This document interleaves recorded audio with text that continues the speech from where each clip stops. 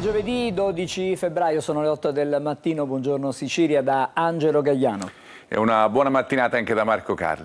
Allora, fra non molto, insieme a Marco leggeremo i quotidiani, quelli regionali, intanto in edicola e poi vedremo anche la rassegna stampa nazionale. Ma intanto vi facciamo vedere, chiedo alla regia di mettere in onda anche le immagini che arrivano dalla cattedrale di Catania. Oggi è l'8ª di Sant'Agata, fra qualche momento, come vedete, già ci sono i devoti che stanno attendendo che Sant'Agata venga portata fuori dal sacello e poi sistemata sull'altare. Comincerà poi la lunga giornata con i festeggiamenti agatini per l'8ª che seguiremo in diretta a partire dalle 19 a reti unificate su Antenna Sicilia, Telecolor e Sicilia Web. Fra l'altro vi dico anche che il telegiornale delle 19 di Telecolor andrà in onda in anticipo alle 18:30. Quindi stiamo assistendo a quelle che sono le operazioni preliminari. Fra poco si aprirà per l'appunto la porta del sacello e poi vedremo anche il busto reliquiario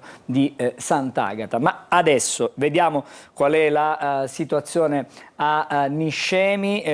Ci sono stati nuovi movimenti del terreno, l'emergenza dunque continua, arrivano comunque anche i primi aiuti per gli sfollati e la magistratura ha avviato le verifiche su cause e responsabilità.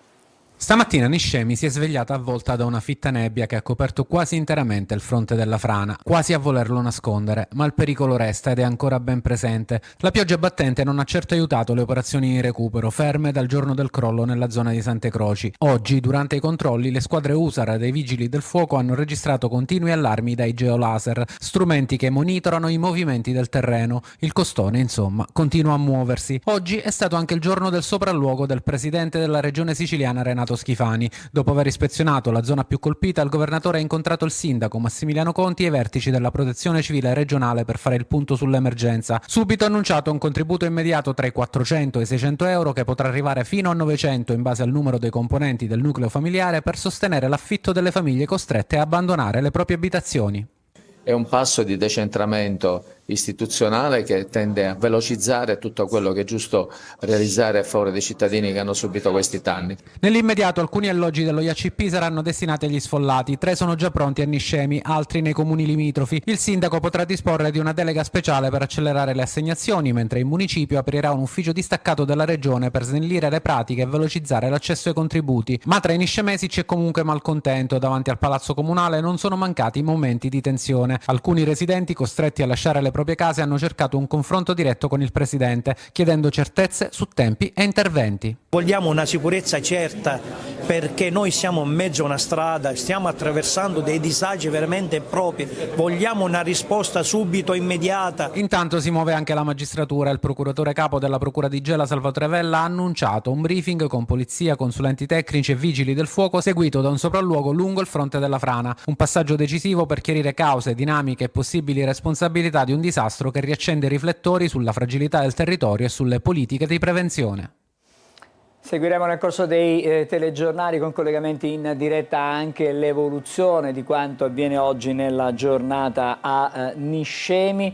Adesso invece torniamo a collegarci con la cattedrale di Catania. Sono le immagini che arrivano in diretta e fra poco, come abbiamo detto, vi mostreremo il momento in cui il busto reliquiario di Sant'Agata sarà portato fuori dal sacello. Vedete anche il sindaco di Catania Enrico Trantino con i fedeli. E allora seguiremo questa giornata, come detto, passo passo, vi racconteremo cosa accade. Adesso invece andiamo a Palermo perché ci sono stati 3 arresti per tangenti. Si tratta di alcuni dipendenti dell'ospedale Cervello addetti alla camera mortuaria.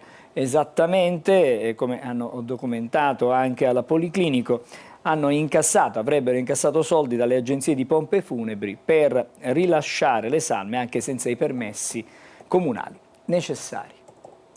Mazzette per accelerare il rilascio delle salme delle persone decedute in ospedale o per indirizzare la famiglia del caro estinto verso un'agenzia di pompe funebri specifica. Una vera e propria associazione a delinquere realizzata fra 3 dipendenti dell'ospedale Vincenzo Cervello di Palermo addetti alla camera mortuaria è stata scoperta dalla polizia. Così come già è emerso all'ospedale policlinico, anche al Cervello a governare tutto erano gli addetti alle salme. Le agenzie di pompe funebri si erano divise agli ospedali della città e pagavano per ottenere le salme e dunque gli incarichi per i funerali. Dopo 1 anno e mezzo di indagini iniziate nel 2024, la Polizia di Stato questa mattina ha eseguito 3 ordinanze di arresti domiciliari a carico di Vincenzo Romano, 67 anni, Onofrio Leonardo, 61 e Giuseppe Suriano, di 56.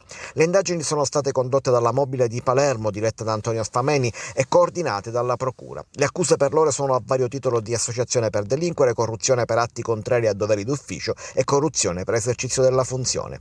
Durante le indagini sono state intercettate le trattative per il rilascio delle salme, documentate le consegne alle pompe funebri anche in assenza delle prescritte autorizzazioni comunali. In un caso, dopo la morte di un cittadino irlandese a Palermo, gli agenti hanno documentato il pagamento di una tangente da 500 euro per poter riottenere la salma. I 3 avevano anche scoperto una delle cimici piazzata dalle forze dell'ordine. Agli atti anche una riunione intercettata da un'altra cimice nella quale si mettono d'accordo sulla storia da raccontare se interrogati.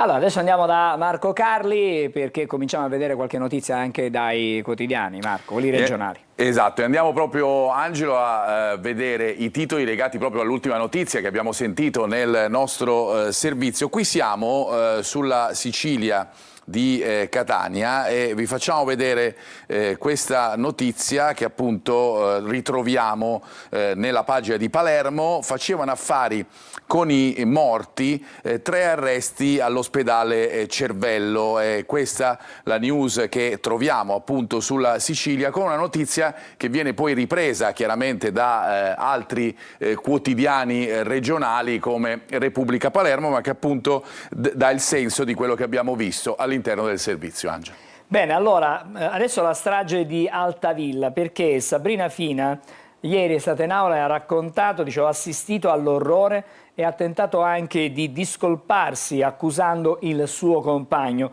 Un racconto drammatico sui momenti cruciali della violenza.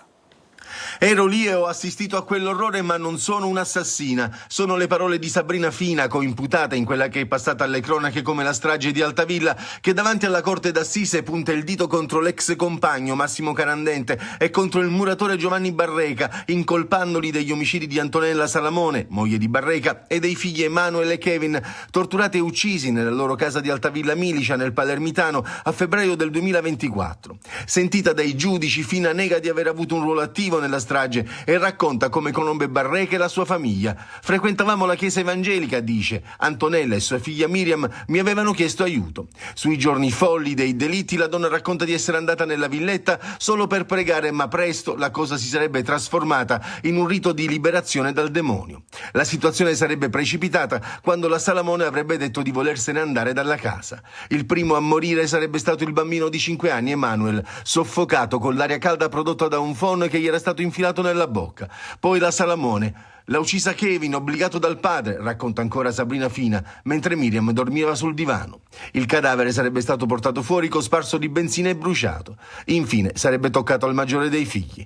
Non accetto tutto questo fango che mi sta buttando addosso, la replica di Barreca.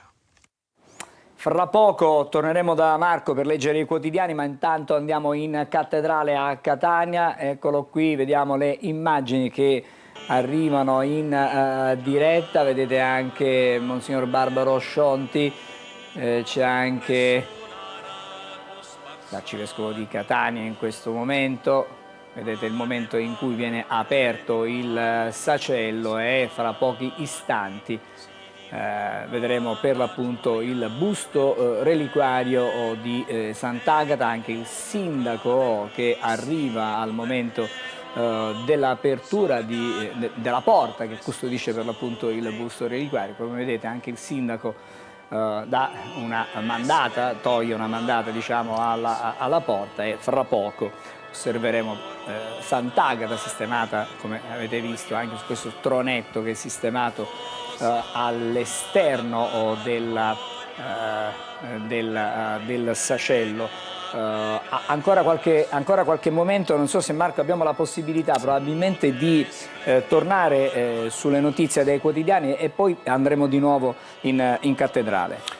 Andiamo Angelo su Repubblica Palermo perché troviamo appunto la notizia che abbiamo dato nell'ultimo servizio, quella legata alla strage di Altavilla, con l'imputata che si difende. Kevin uccise la madre. Lì ho assistito a quell'orrore, ma non ho ucciso nessuno, non sono un'assassina. Kevin ha ucciso la madre. Così ha parlato in aula Sabrina Fina, imputata con il compagno Massimo Carandente e con Giovanni Barreca della strage di Altavilla Milicia in provincia di Palermo, in cui morirono, lo ricordiamo, Antonella Salamone, moglie di Barreca, e 2 dei 3 figli, Emanuel e Kevin, torturati e uccisi nella loro casa la seconda settimana di febbraio del 2024. Bene, grazie Marco. Adesso vi raccontiamo di un salvataggio che è avvenuto sull'Etna. Ci sono delle immagini che vi mostriamo anche. 5 persone sono rimaste bloccate nelle loro autovetture. L'operazione di salvataggio è stata portata a termine dal soccorso alpino della Guardia di Finanza di Nicolosi.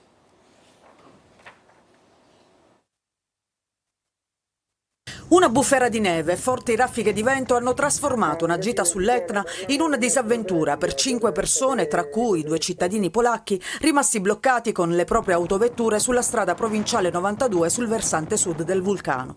Nel tardo pomeriggio i militari del soccorso alpino della Guardia di Finanza di Nicolosi sono intervenuti per trarli in salvo, ma le operazioni sono state ostacolate dall'abbondante neve caduta e dal forte vento che hanno bloccato anche il loro fuoristrada. I finanzieri hanno proseguito a piedi, spostandosi con difficoltà per la presenza di accumuli di neve, alti anche 2 metri. Una volta individuate le 2 autovetture, nella zona del rifugio Sapienza i soccorritori della Guardia di Finanza hanno spalato la neve che nel frattempo si era accumulata impedendo l'apertura degli sportelli e subito dopo hanno condotto a piedi 5 adulti verso i fuoristrada delle Fiamme Gialle con cui sono stati trasportati a Nicolosi.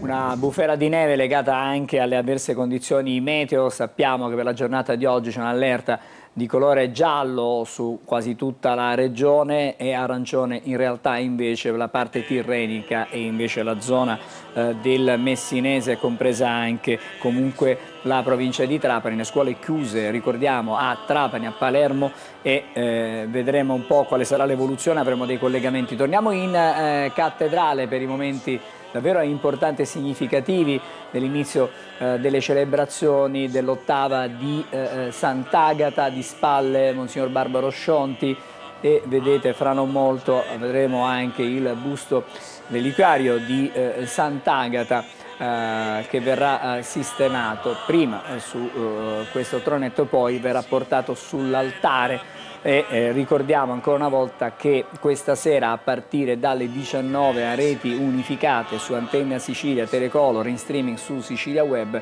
avrete la possibilità di seguire prima la messa, quella delle 19, e poi ancora la processione che si svilupperà su Piazza Duomo. Solo su Piazza Duomo vi mostreremo dunque la breve processione. Le operazioni vanno ancora avanti. Allora facciamo così, Marco, leggiamo questa notizia del salvataggio che è avvenuto sull'Etna ad opera della Guardia di Finanza e poi torneremo a vedere cosa succede in cattedrale. Operazioni avvenute con successo, lo diciamo anche con il sorriso, giustamente, visto che tutto è andato bene sull'Etna, come abbiamo sentito dal servizio, e come ritroviamo anche sul nostro sito siciliaweb.it con questo titolo: bufera di neve sull'Etna, soccorse 5 persone, erano rimaste bloccate con le proprie auto sul versante sud, e qua abbiamo appunto anche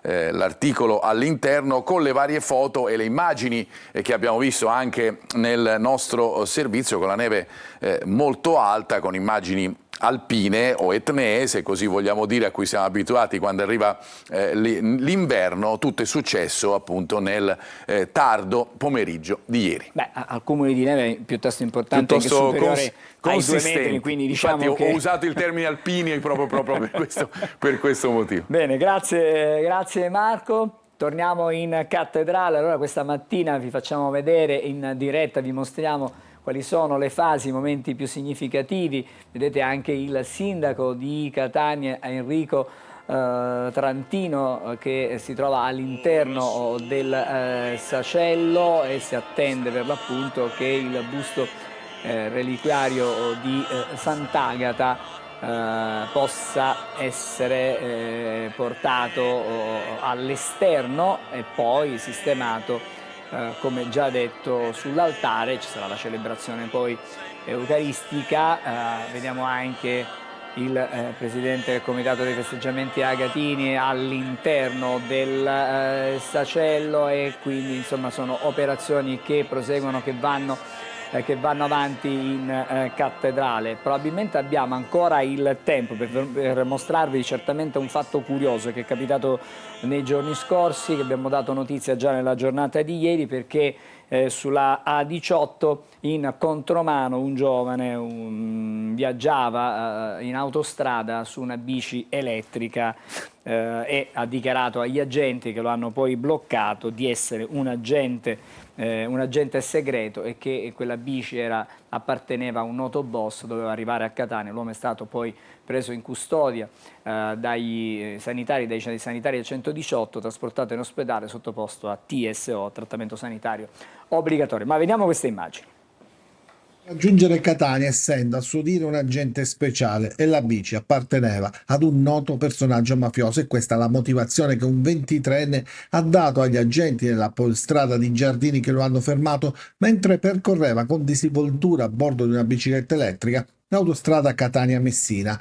Ad immortalare tutto, le telecamere di videosorveglianza che hanno ripreso la scena sin dall'ingresso ai caselli di Giardini Naxos.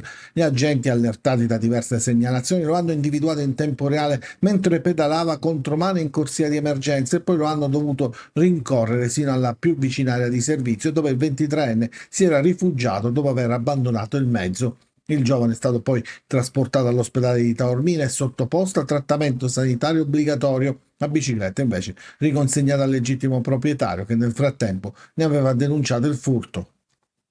Marco, brevemente vengo da te e poi torniamo di nuovo in cattedrale, intanto, in questo ping pong. Facciamo vedere la prima pagina della Sicilia, per dare un po' il senso di quelle che sono le notizie che troveremo sui quotidiani regionali. Partendo proprio dal quotidiano di Catania, andiamo sulla situazione politica.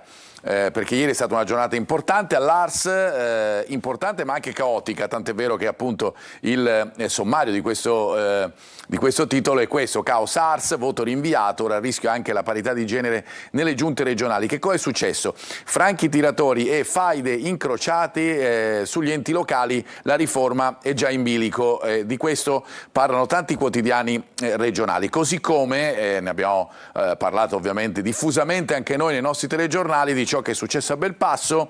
È il titolo che troviamo qui: nessun depuratore e rifiuti sotterrati, sigilli a Etnaland.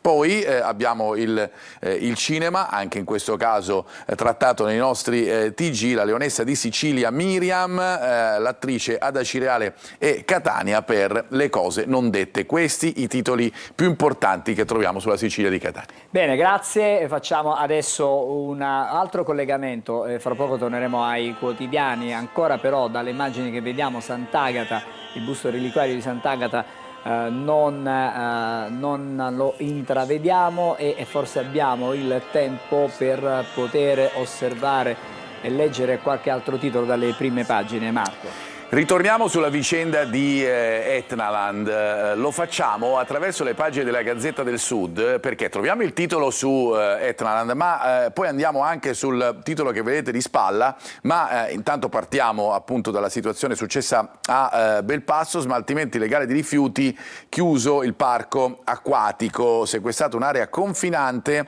nella quale sono stati ammassati 200.000 tonnellate di scarti. Marco, in parte allora bruciati. Ti interrompo un attimo, perché eccolo qua il momento in cui Sant'Agata adesso la vediamo fuori dal sacello, sistemata sul tronetto, verrà fissata chiaramente adesso e poi, come già anticipato, vedete intanto i devoti che con i fazzoletti bianchi salutano per l'appunto Sant'Agata, e sentiamo per un attimo anche l'arcivescovo di Catania. Possiamo tornare e dare anche l'audio dalla cattedrale, per piacere? Affidare noi tutti e la città a Sant'Agata.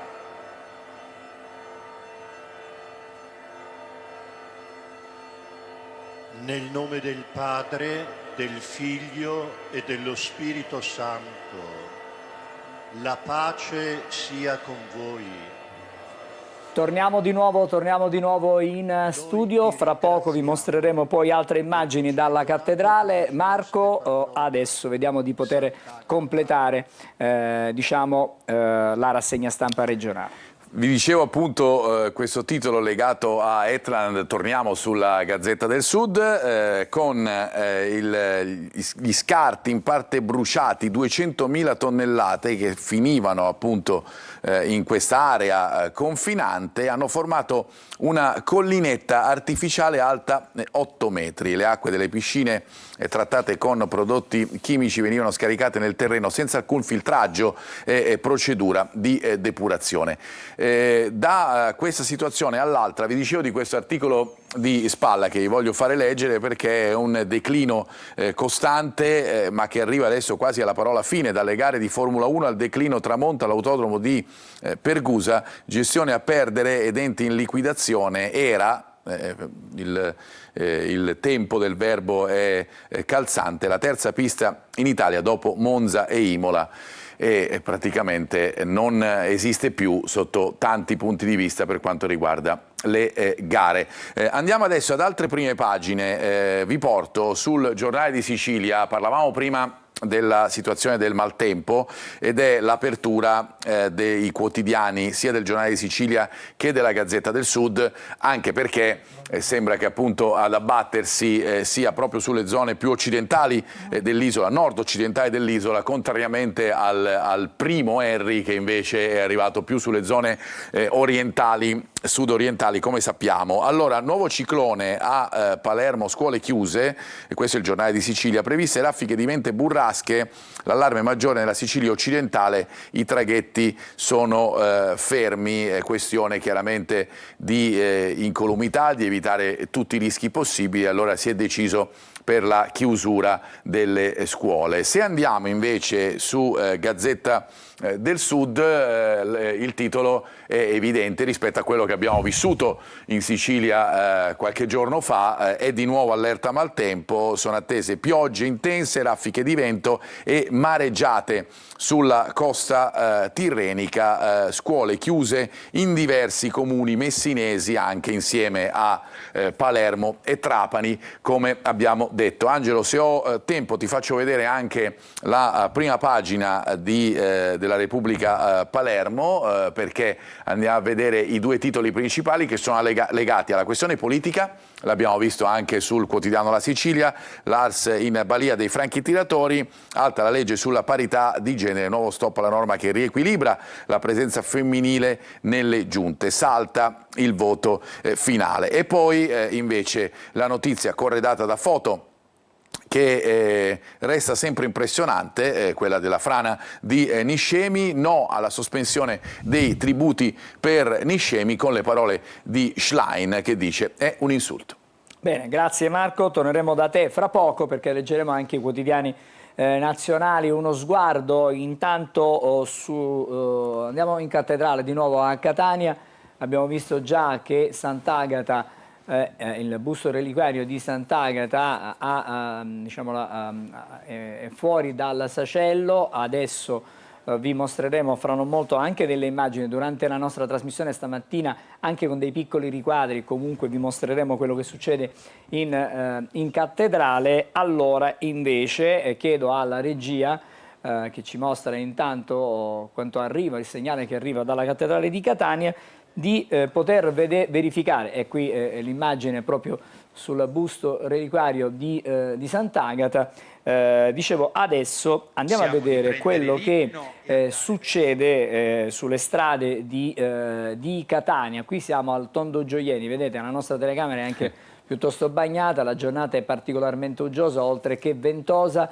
e fra non molto parleremo proprio anche di meteo. Questo è quello che succede al momento alle 8:24 del mattino proprio alla Tondo Gioieni sulla circonvallazione di Catania. Altra immagine che vi restituiamo, siamo in via Vincenzo Giuffrida, anche qui strada bagnata, traffico piuttosto intenso in entrata alla città. Sono praticamente le auto che vedete sul lato sinistro del vostro teleschermo, in questo momento rispettano tutti i semafori pedonali, situazione un po' più tranquilla, mi pare di poter dire, in uscita in direzione dunque sia in direzione circonvallazione verso Ognina che per raggiungere diciamo Viale Mediterraneo e poi eventualmente la tangenziale, le auto che vedete in salita.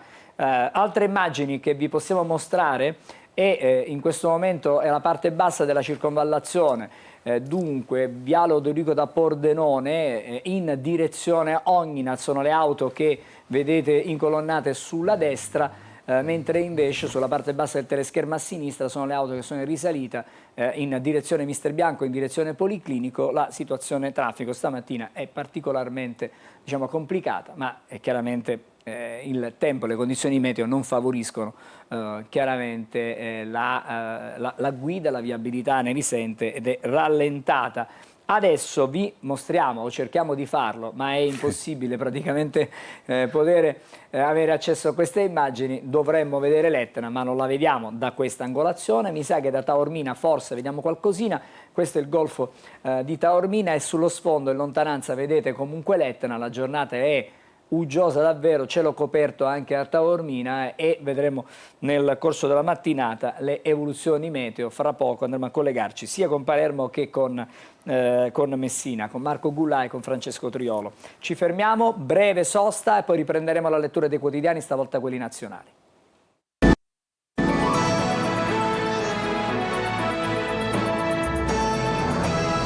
Allora, bentornati a Buongiorno Sicilia, andiamo subito in cattedrale. Come anticipato, il busto reliquiario di Sant'Agata è già sull'altare. Queste sono le immagini che ci vengono restituite in diretta dalla cattedrale di Catania con i devoti che affollano la basilica cattedrale. Vi ricordiamo che le celebrazioni andranno avanti per tutta la giornata. Abbiamo visto l'uscita del busto reliquiario dal sacello e poi dalle 7:30 ci sono state già le prime messe, alle 9 e anche alle 10 sarà anche l'arcivescovo emerito di Catania, Monsignor Salvatore Gristina, e ancora nella giornata di oggi alle 19 la solenne messa presieduta da Sua Eccellenza Monsignor Francesco Moraglia, Patriarca di Venezia. Cosa è possibile in questa giornata per celebrare l'ottava? I devoti potranno accostarsi per la venerazione delle sacre reliquie nella cappella di Sant'Agata a partire dalle 9:30 e poi sino alle 13:30 e poi ancora dalle 15:30 alle 17:30. Vi ricordo che noi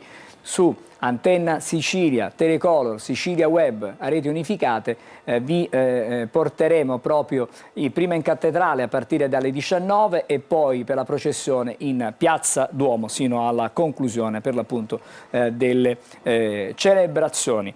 Adesso vado da Marco Carli perché c'è la rassegna stampa nazionale. E ci sono tanti temi, Angelo, sulle prime pagine dei quotidiani nazionali perché le aperture si concentrano soprattutto su questioni sì di livello internazionale ma che dipendono anche dalla nostra di nazione. Ad esempio il DDL migrazione che va avanti, che delinea determinate leggi importanti e che chiaramente suscita delle polemiche, l'apertura della maggior parte dei quotidiani nazionali. Ma poi c'è anche il decreto Ucraina o il vertice dei leader europei che si terrà proprio nella giornata di oggi. Andiamo sul giornale perché vi faccio vedere l'apertura del giornale. Dicevamo tanti quotidiani che si concentrano appunto sul DDL migrazione, fa parte tutto del pacchetto sicurezza, ma chiaramente in questo caso ci sono anche dei punti 17 che riguardano proprio l'immigrazione. Allora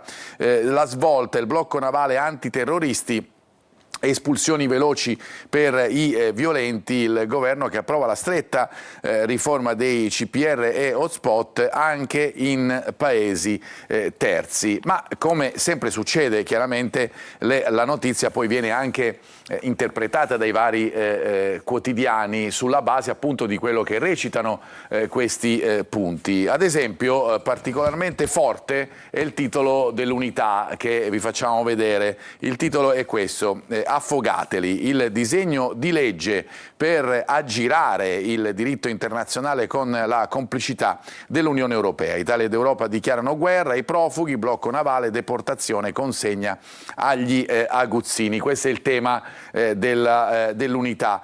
Pressappoco lo stesso, anche se con un titolo certamente meno forte, è quello del manifesto, anche in questo caso è l'apertura del quotidiano, la legge del male, blocco navale indiscriminato per tutte le navi che soccorrono i profughi in mare, forte del nuovo corso dell'Unione Europea, Meloni vara le sue norme bandiera anti-migranti, peggiori anche dei decreti Salvini. Protestano solo le ONG che rischiano la confisca definitiva delle imbarcazioni. Aperture legate a questo tema anche sul Resto del Carlino e su Avvenire, che apre proprio così: accoglienza zero, misure a sorpresa nel DDL immigrazione varato dal governo. Oltre al blocco navale, altri giri di vite su CPR, protezione speciale e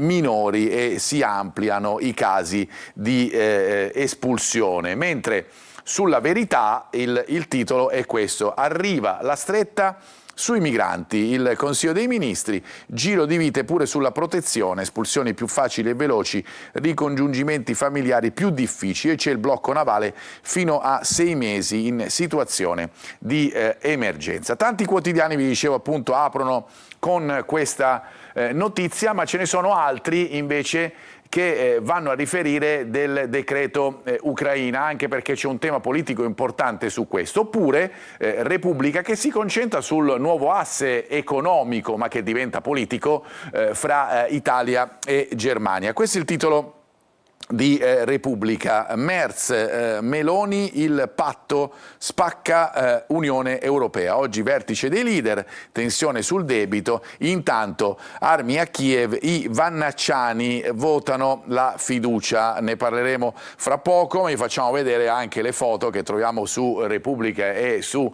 quasi tutti i quotidiani del doppio oro dell'Italia, fra parentesi nello slittino doppio, cioè maschile e femminile. Sono arrivati i 2 ori dell'Italia, che viaggia fino a 13 medaglie in queste Olimpiadi invernali. Vedere l'Italia così in alto, esatto, nella classifica è veramente un piacere. È veramente un piacere, anche perché ieri era una giornata che non era iniziata benissimo, perché qualche problema c'è stato, qualche medaglia era sfuggita, esatto, qualche medaglia era sfuggita, ma è arrivata invece con questi ragazzi bravissimi dello slittino, sia per quanto riguarda il femminile che per il maschile nelle Olimpiadi di Milano Cortina. Vi dicevo appunto delle armi a Kiev, il cosiddetto decreto Ucraina. In questo caso la fiducia e le scintille, questo è il titolo che troviamo sul Corriere della Sera. I vannacciani votano con la maggioranza, ma si smarcano sul testo del decreto. Dunque, ok la fiducia, no il decreto, ecco, per riassumere. Tensioni con il Carroccio, PD, Movimento 5 Stelle e AVS divisi, stretta sui migranti, l'abbiamo già detto, sia il blocco navale, più espulsioni e limiti all'uso dei telefonini nei CPR. Libero si spinge oltre, legato appunto a ciò che è successo con Vannacci, ed è questo il titolo scelto dal quotidiano: il Vannacci pentito, il generale in ritirata, ecco il titolo, dopo aver tuonato contro i soldi dati a Zelensky fino all'uscita dalla Lega. L'ex ufficiale alla fine vota sì alla fiducia sull'Ucraina. anche se vota no al decreto. E c'è il caso contributi. Dunque un tema che è internazionale, come vi dicevo all'inizio di questa parte della rassegna stampa, ma che diventa di politica nazionale in tutti i sensi. Politica fa rima con polemica in taluni casi. Chiudo questa rassegna stampa facendovi vedere nuovamente il Corriere della Sera nelle pagine interne con l'oro a due piazze, giustamente, azzurri protagonisti nello slittino doppio, vincono sia donne che uomini, ed è bello vedere appunto questi ori conquistati anche in coppia, ad esempio nel curling abbiamo visto il bronzo, lì erano un uomo e una donna insieme, in questo caso appunto ci sono le coppie che riescono a trionfare, questa volta appunto maschile da un lato e femminile dall'altro, ma due ori bellissimi per l'Italia. Per chiudere, Angelo, con il Sole 24 Ore, perché vi dicevo che oggi è una giornata importante per i leader europei che si confrontano con schieramenti che riguardano certamente la politica, ma che poi vanno a confrontarsi sull'economia e anche sulla politica internazionale, nella posizione dell'Unione Europea riguardo alla guerra e alle guerre, la situazione ad esempio in Iran. Ecco qui il titolo del Sole 24 Ore, che si concentra ovviamente sulle questioni commerciali ed economiche, per cui prodotti dell'Unione Europea, costi dell'energia e appalti. Priorità Europa per rilanciare il mercato. Oggi appunto il vertice dei leader, le ricette di von der Leyen, mentre continua il confronto fra i paesi. Preferenza europea nelle gare, nuovo regime societario su misura. Tutte delle azioni che verranno poste ovviamente per rilanciare l'economia del vecchio continente. A te. Grazie Marco, fra poco ci collegheremo, vedo già comunque Marco Goulà. Allora buongiorno Marco, siamo da te a Palermo, fra poco arriviamo. In basso invece vedete delle immagini che arrivano da Messina. Tutto questo fra pochi minuti, restate insieme a noi e poi Buongiorno Sicilia riprenderà.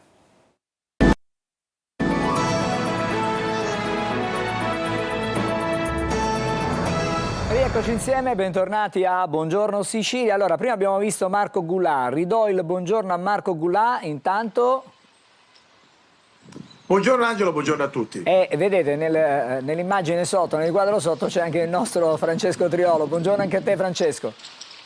Buongiorno Angelo, buongiorno Marco, buongiorno a tutti. Allora, sappiamo che è in atto una allerta di colore giallo su gran parte della Sicilia, però c'è una zona diciamo particolare, e quella che viene interessata ed è interessata dove siete voi, mi riferisco a Palermo e anche Messina, ma anche il Trapanese, l'allerta è di colore arancione. Subito per capire qual è la situazione, vado un attimo a Messina da Triolo, poi andiamo da Marco Goulà.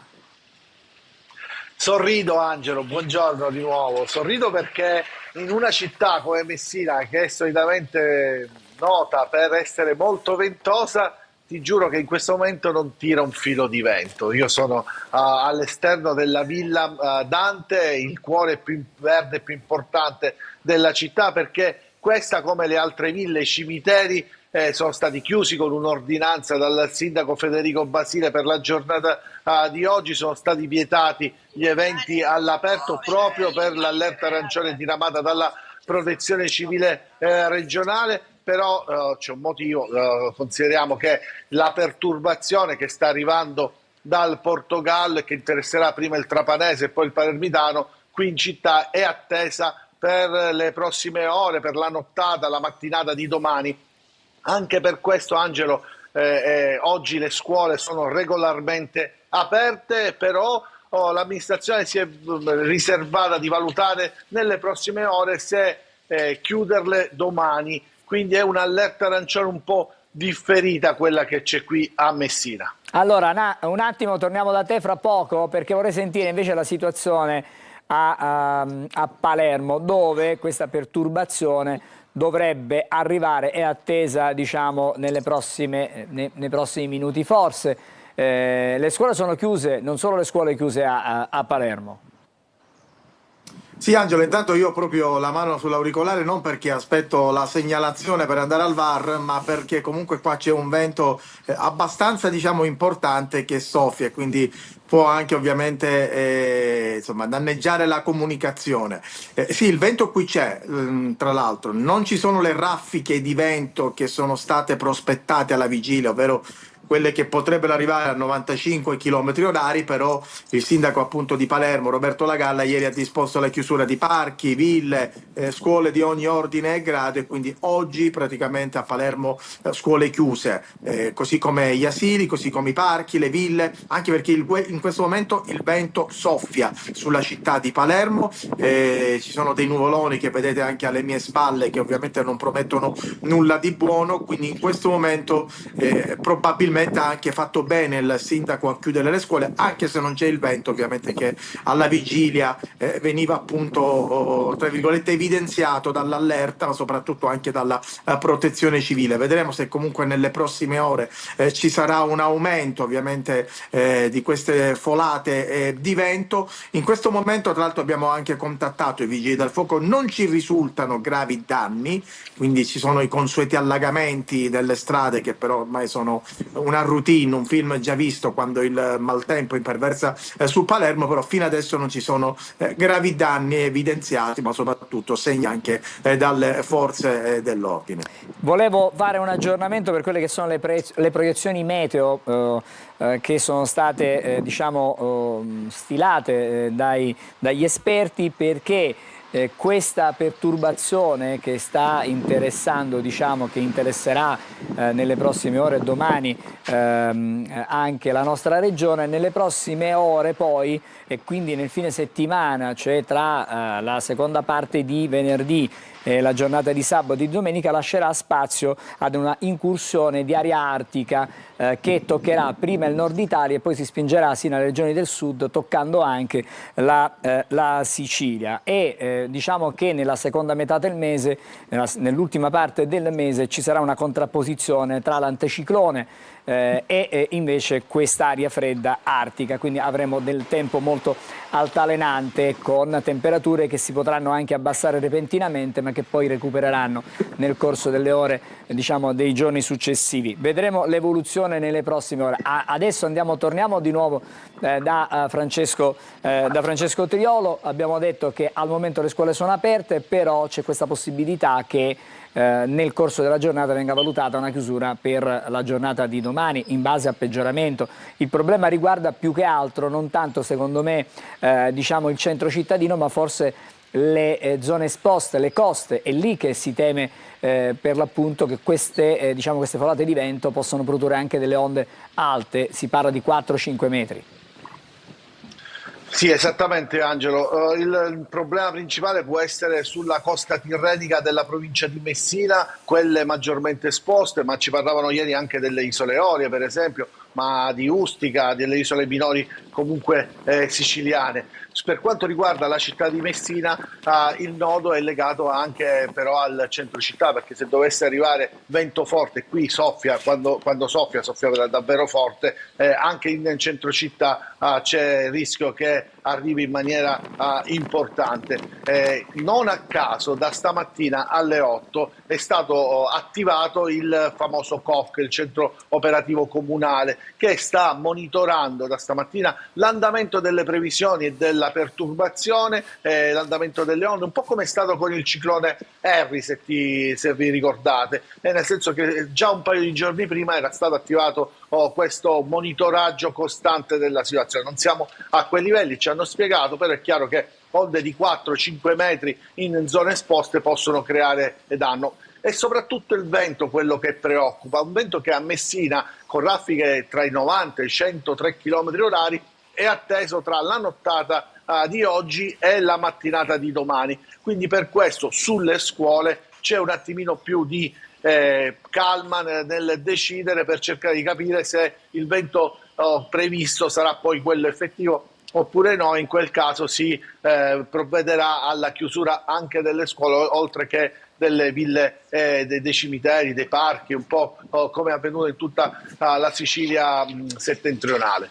Sì, grazie Francesco. Vorrei tornare da Marco a Palermo, dove il vento comunque comincia a tirare un po' più forte, perché vedo che si è alzato anche un po' il colletto del giubbotto. Evidentemente insistono queste folate, sono sempre più intense. Sì, Angelo, appunto sta iniziando a aumentare i giri il vento, ve ne siete appunto resi conto anche da queste folate che arrivano, come dicevo poc'anzi, Infatti non sentiamo più neanche la tua voce, la sentiamo a tratti, perché evidentemente il vento adesso comunque... Il vento sta aumentando i suoi giri e quindi magari ci riaggiorniamo anche nei prossimi collegamenti durante anche il TG per capire che andamento ha e soprattutto se, speriamo di no, ci siano danni in città. Però ci hanno appena segnalato che ci sono degli alberi, o meglio anche dei rami di alberi che sono caduti in diverse zone della periferia, però per fortuna non ci sono danni a persone o cose.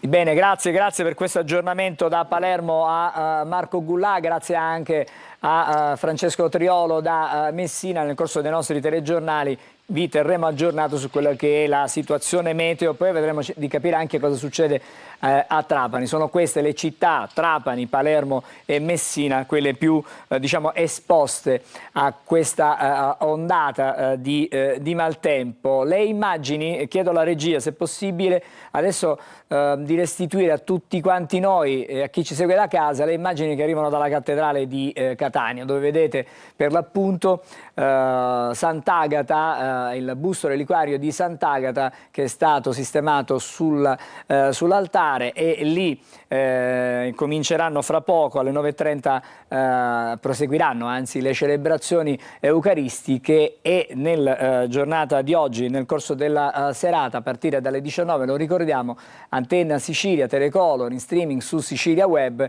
vi porteranno a casa vostra, ma anche sui vostri device mobili, l'ottava di Sant'Agata con la processione sulla piazza, su Piazza Duomo. Ci sarà come sempre per seguire e commentare queste fasi delle celebrazioni la collega Adelaide Barbagallo, che dunque vi racconterà e seguirà passo dopo passo con i suoi ospiti l'ottava di Sant'Agata.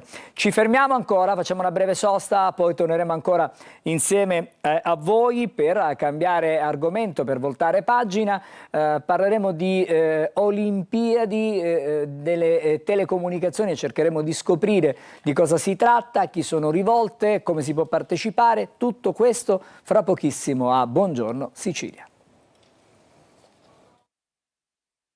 Questo nuovo appuntamento con Trebi Meteo, una giornata di giovedì 12 febbraio con ancora una certa instabilità atmosferica sulla nostra penisola, attraversata da una perturbazione atlantica. Ma andiamo più in dettaglio ad osservare cosa ci attenderà sulla Sicilia, anch'essa interessata dal passaggio della perturbazione. I cieli saranno coperti, forieri di precipitazioni locali, fenomeni anche a sfondo temporalesco di moderato forte intensità, ma soprattutto una ventilazione molto forte di maestrale con rischio di mareggiate sui tratti esposti. Un contesto climatico ancora mite per il periodo, con temperature diurne che restano su valori compresi tra i 16 e i 18 gradi nelle diverse zone.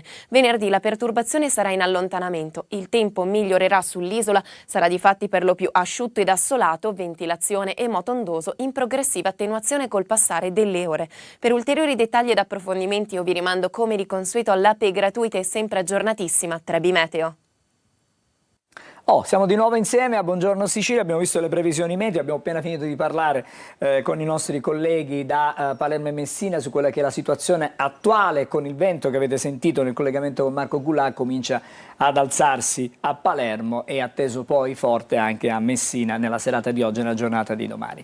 Buongiorno e ben trovata qui in studio alla professoressa Laura Galluccio, buongiorno. Buongiorno. Che è docente del Dipartimento di Ingegneria dell'Università di Catania. Tornano le Olimpiadi delle telecomunicazioni. Che cosa sono le Olimpiadi delle telecomunicazioni? Siamo al secondo anno, alla seconda edizione. Esatto.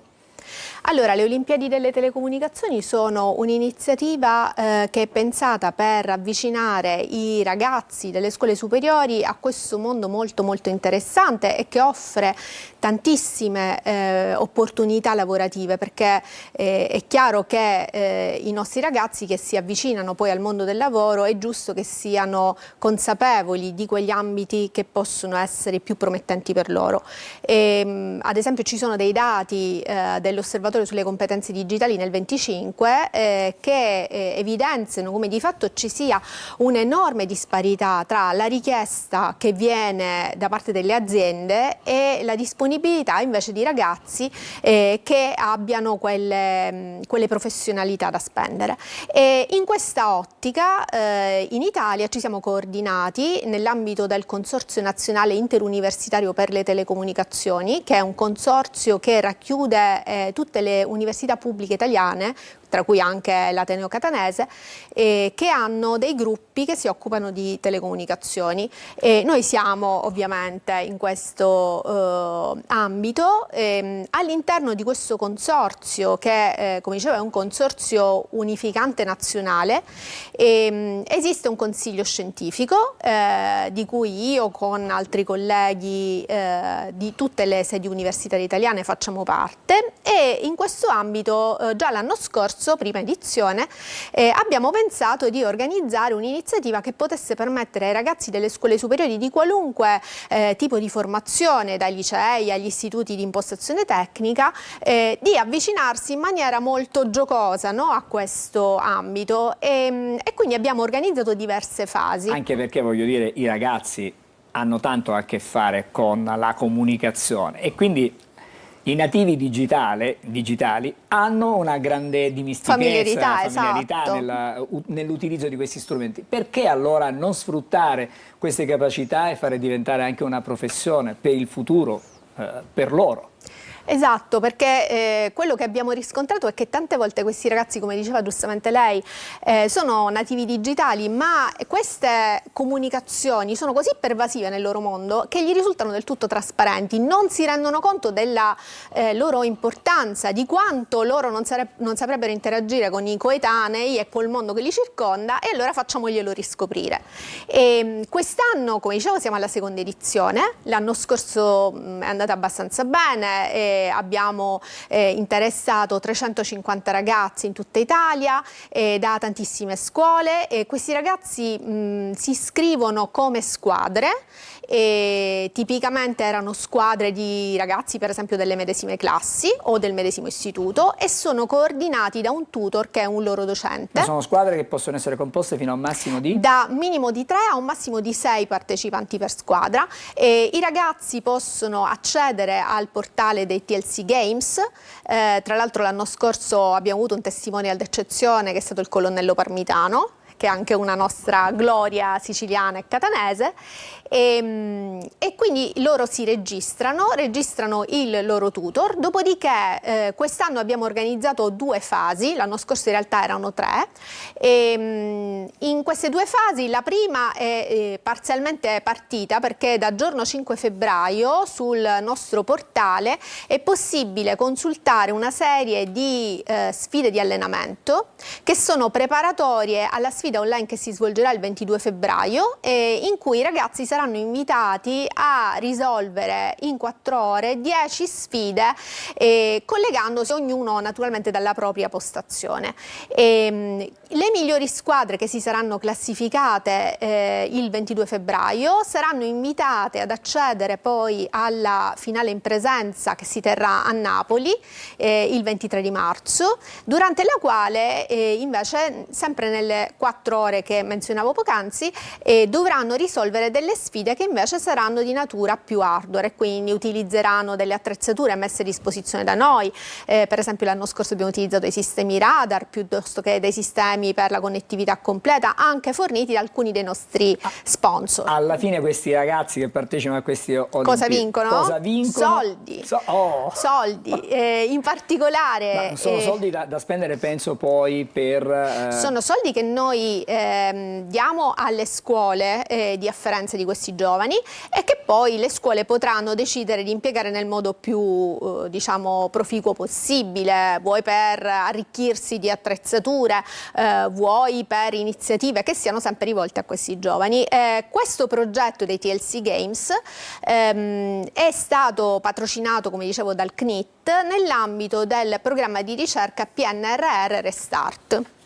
L'anno scorso devo dire che siamo stati molto contenti poi di anche conoscere, avere molto feedback da parte di questi giovani che ci hanno anche trasmesso un grandissimo entusiasmo, e questo è stato bello, vedere nei loro occhi quella vivacità, quella voglia di primeggiare, no? Rispetto alle squadre di altre città, e tra l'altro anche il giusto riconoscimento che poi è stato dato loro anche di tipo economico. Ma c'è un attestato che riconosce ai ragazzi la partecipazione a queste Olimpiadi? Esatto, c'è anche un attestato che riconosce loro la partecipazione, sia per la prima fase che anche ovviamente per la seconda fase, per coloro i quali poi si qualificheranno e vinceranno questi premi di 5.000, 3.000 e 2.000 euro. Immagino che ci sia stata una campagna, no? Per raccogliere le adesioni anche per l'edizione di quest'anno. Sì. Ormai ci siamo, sta per cominciare la seconda edizione. Come sta andando rispetto all'anno scorso? Sta andando abbastanza bene, devo dire, abbiamo così fatto anche uno screening e abbiamo visto che molte delle squadre che l'anno scorso hanno partecipato hanno avuto piacere di rinnovare la loro adesione a questa iniziativa, e anche tante altre squadre si sono iscritte, molte anche del nostro territorio regionale. Ma c'è un'analisi che consente di tracciare il profilo, diciamo, degli studenti che si avvicina a questa esperienza? Che ne so, sono più portati quelli degli istituti tecnici o altrimenti anche quelli dei licei che partecipano e che hanno una vocazione anche, diciamo, digitale? Certo, allora le posso dire che dai dati che abbiamo avuto lo scorso anno, sui quali abbiamo fatto chiaramente un'analisi più dettagliata, abbiamo visto con piacere anche l'adesione di diversi ragazzi provenienti dai licei, specialmente licei con indirizzi scienze applicate, perché hanno magari una loro naturale predilezione per un certo tipo di attività, no? Che riguardano anche un minimo di programmazione piuttosto che il lavoro su delle schede da programmare. E ovviamente c'è stata una grandissima adesione da parte dei ragazzi che provenivano da istituti di impostazione più fortemente tecnica, ma perché fa parte del loro naturale background.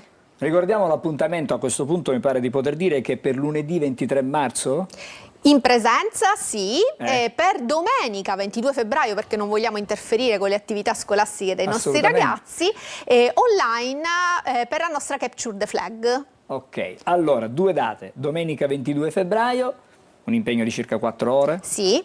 E poi la finale in presenza, il momento diciamo più importante, lunedì 23 marzo 2026 a Napoli. Sì. Iscrivetevi numerosi, partecipate, un invito soprattutto ai docenti a che stimolino i loro ragazzi a iscriversi a questa competizione, divertitevi con noi, speriamo possiate vincere. Grazie per essere stata con noi questa mattina la professoressa Laura Galluccio, che è docente, lo ricordiamo, di telecomunicazione del Dipartimento di Ingegneria dell'Università di Catania. Noi ci fermiamo, fra poco cambieremo argomento perché andremo a Modica, andremo a visitare la Casa Museo di Quasimodo, e quindi passiamo dalle telecomunicazioni alla letteratura. Tutto questo fra pochissimo a Buongiorno Sicilia.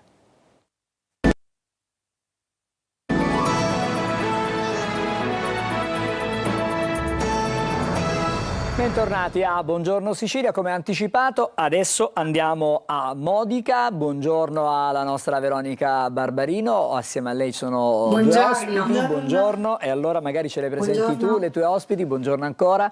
Di cosa parliamo stamattina? Parliamo della Casa Museo di Quasimodo, giusto?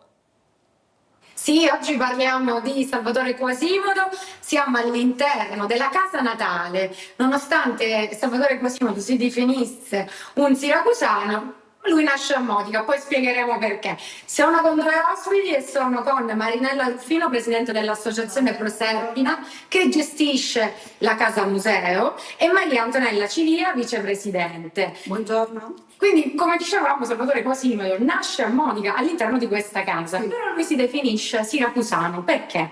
Perché non molti sanno che Modica agli inizi del Novecento faceva parte come provincia a Siracusa e poi invece nel 27 passa a Ragusa. Ecco, qui lui all'interno di questa casa quanto tempo trascorre? Lui vive qua un annetto perché poi il papà, essendo ferroviere, diventa poi anche capostazione. Per motivi lavorativi viene trasferito, per cui si fa diverse tappe all'interno dei tanti paesini della Sicilia. Però cioè, lui nasce qua e quindi il primo respiro lo dà a Modica. Sì, infatti.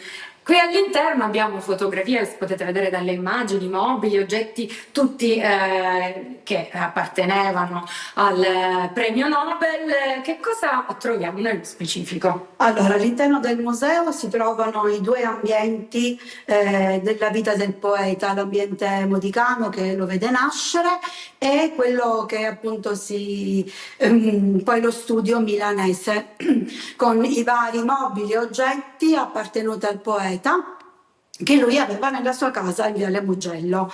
Vi sono la scrivania, poi vi sono dei libri, dei dischi in vinile, dove si ascolta la voce del poeta. Poi, come potete vedere dalle immagini, vi sono delle foto che ritraggono il poeta in visita poi da grande in questa casa appunto che lo vede nascere.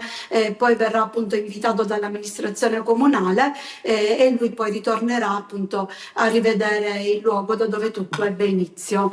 Lo scritto che abbiamo visto prima in immagine, che cos'era? Allora, quello è un messaggio augurale che il poeta scrive alla città di Modica, scrivendo auguro alla mia città, quindi questo senso di appartenenza al luogo nativo, anche se vi è semplicemente nato. E in questo messaggio, in questa lettera che il poeta scrive nel 62 alla città di Modica, Quasimodo cita anche Tommaso Campailla, un filosofo, medico, scienziato modicano che nasce, vive e muore nella casa di fronte proprio qui alla casa natale di Quasimodo. Sì, perché dovete sapere che questo è un quartiere evidentemente di geni, poeti, perché la casa sotto è quella di proprio Tommaso Campailla.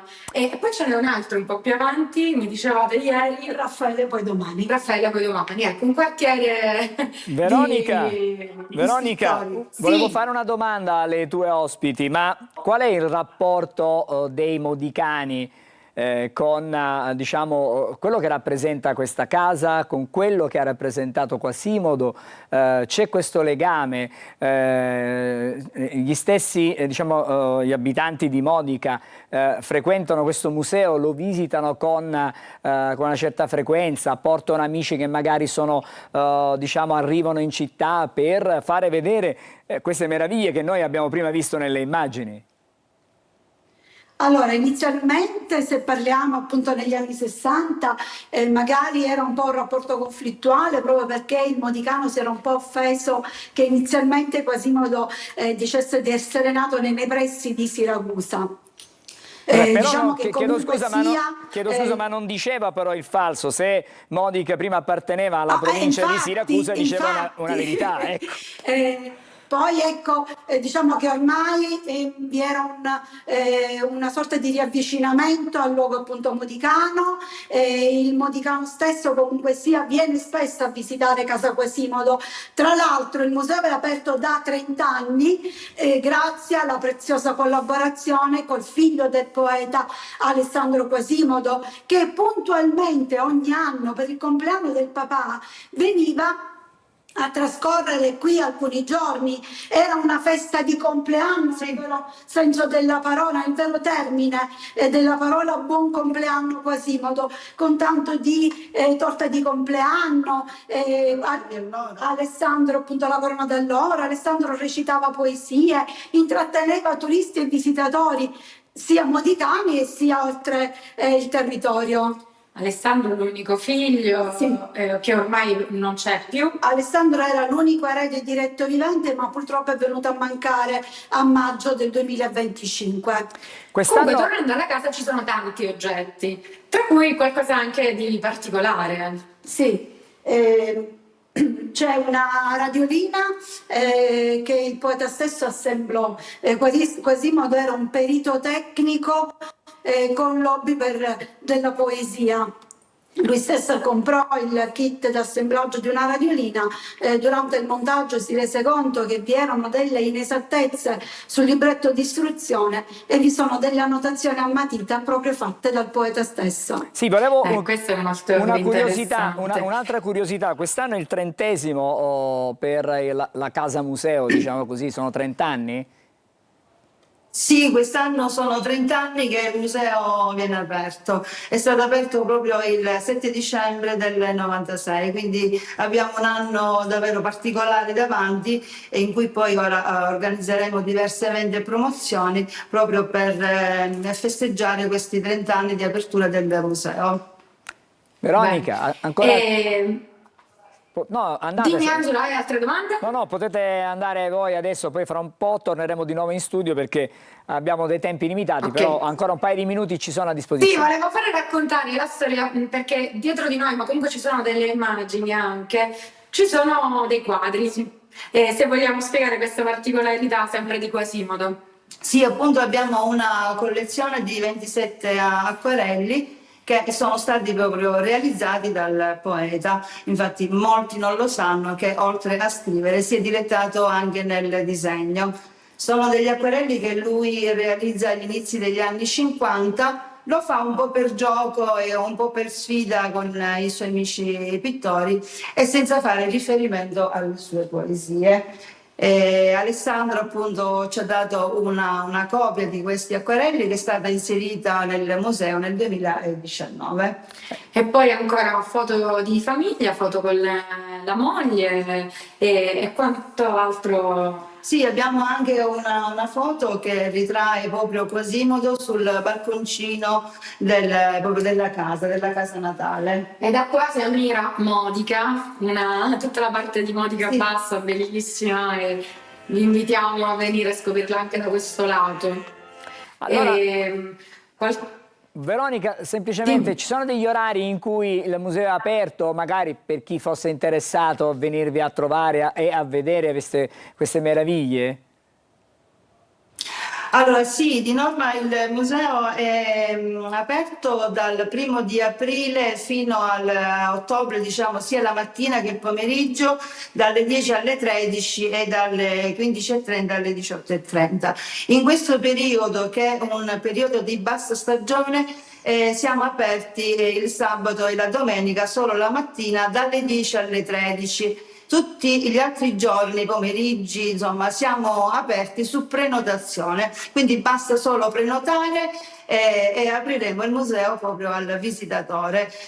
Ci trovate sui social, dal sito web alla pagina Facebook, Instagram, quindi è facile anche trovare i nostri recapiti.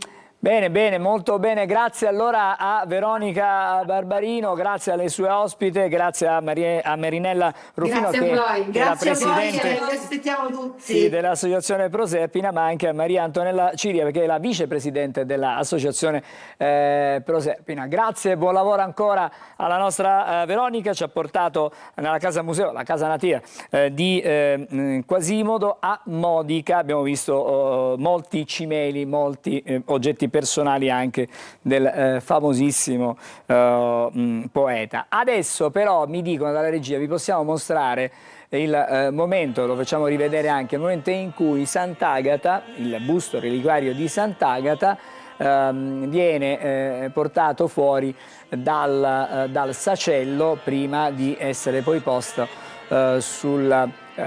sull'altare, e ricordiamo che quella di oggi è una giornata particolare perché si celebra l'8ª di Sant'Agata. Giovedì scorso vi abbiamo raccontato il giro interno, giovedì 5 febbraio, adesso esattamente all'8ª, una settimana dopo, si celebra per l'appunto questa ricorrenza. Vedete qui il busto reliquiario di Sant'Agata che viene sistemato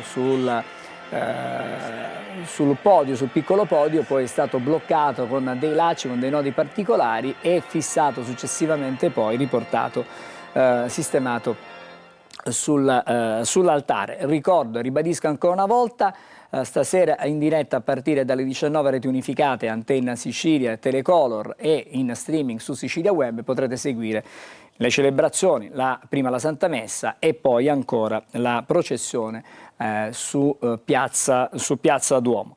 Voltiamo pagina, come sempre facciamo a Buongiorno Sicilia, è il momento dell'oroscopo.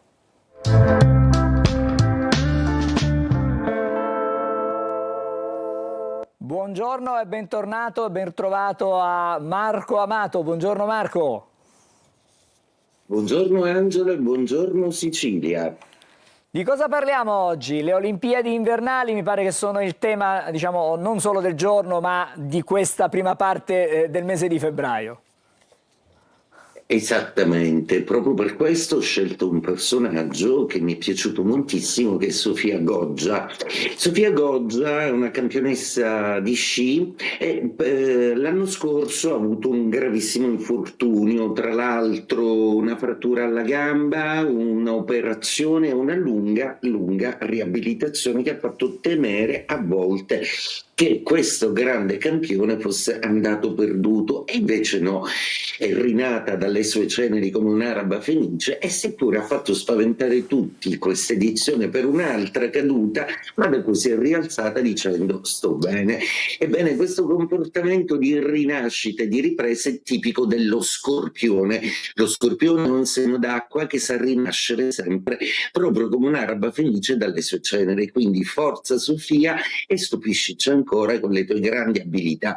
In tutto ciò, in queste giornate un po' tumultuose, ventose, piovose e quant'altro, la Luna diventa molto coraggiosa e cosa accade? Si connette al Sole e a Marte, per cui scalpita, si rende passionale, attiva e decisamente valchiria. Cosa vuol dire per lo zodiaco Ariete? Per voi ottimo, perché il vostro Marte è sensibilizzato da questa Luna importante che vi fa riflettere molto sulla presenza affettiva. Toro, per voi oggi la Luna è un distante e i suoi tumulti vi riguardano poco. Più bella Venere, che in Pesci, essendo il vostro pianeta, irradia di una dolcezza incredibile, essendo un'esaltazione. Gemelli, per voi Mercurio è in quadratura, perché un Mercurio che funziona in maniera un po' riluttante, in maniera un po' poco funzionale, per cui le idee potrebbero essere un po' confuse e o fallaci. Cancro, per voi la Luna oggi non coraggiosa com'è, tende a rendervi un pochino nervosi, un pochino più sovraeccitabili, proprio perché si veste di una certa bellicosità che in genere non vi appartiene, quindi stiamo calmi. Leone, per voi invece una bella luna di trigono che vi dà centratura, forza, coraggio, quindi i segni di fuoco oggi guadagnano molto in questo senso. Vergine, per voi invece l'opposizione di Mercurio e di Venere sembra porre dei quesiti in amore. Probabilmente alcuni di voi devono pensare, prima di pensare all'altro, un po' al proprio benessere e alla propria salute. Ed equilibrio. Bilancia, per voi oggi è una giornata molto comunicativa, ma non ci penserete due volte a dire le cose come stanno. Una bilancia meno diplomatica, e quest'anno lo sarà molto, anche perché Saturno farà un gioco d'opposizione importante. Scorpione, segno zodiacale che vede questa luna molto più ferrata sulle ragioni che muovono l'economia, i sentimenti, le azioni pratiche, per cui oggi un pochino di razionalità in più per lo Scorpione. Sagittario, protagonista dello zodiaco oggi con una luna molto energica e passionale. Capricorno, Saturno sta per passare in Ariete, proprio per questo strizza l'occhio ai sentimenti che ancora vi accompagnano felicemente in questa fase sperimentalista. Acquario, per voi è tutta una sperimentazione, decisamente, con Sole, Marte e Plutone nel vostro segno zodiacale, incontri, scontri alti e bassi ma sempre brillanti.